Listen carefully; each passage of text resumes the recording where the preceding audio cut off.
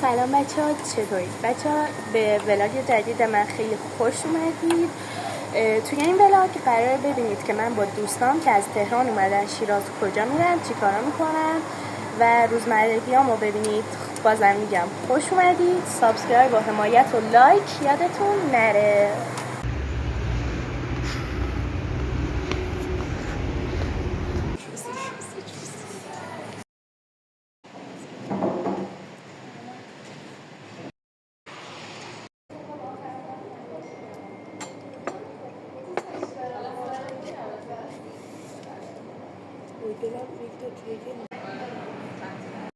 لطه سفارش دادیم و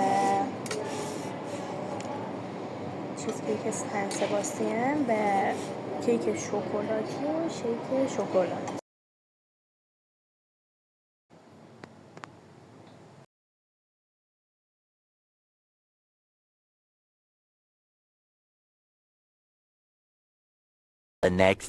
خب بچه ها سلام، به روز دوم خیلی خوش اومدید.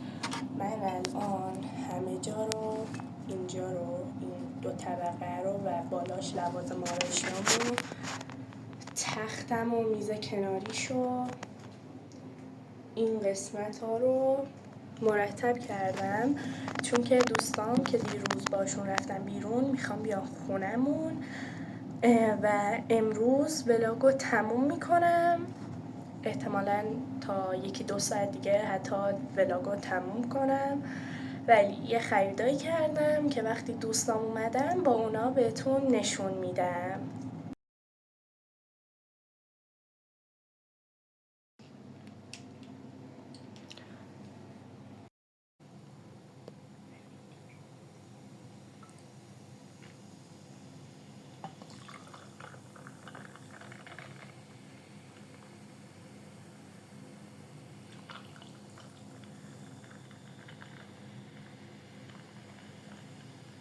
بچه ها ما واسه هم هدیه خریدیم و به هم دادیم.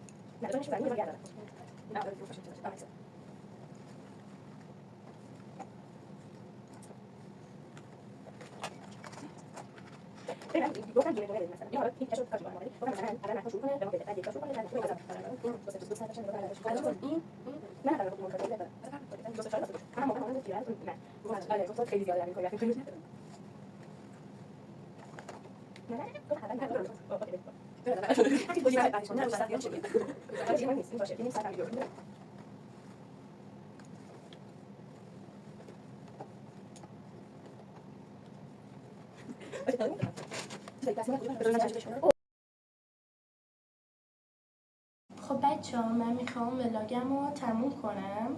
در کل به خاطر اینکه دوستم هم داشت ولاگ میگرفت و این 2 روز خیلی اتفاق افتاد ولاگو شروع کردم، وگرنه قصد نداشتم، فقط میخواستم ویدیو کوتاه بذارم. ولی امیدوارم از این ویدیو خوشتون اومده باشه. در ادامه براتون چند تا فیلم از امروز میذارم. خدافظ.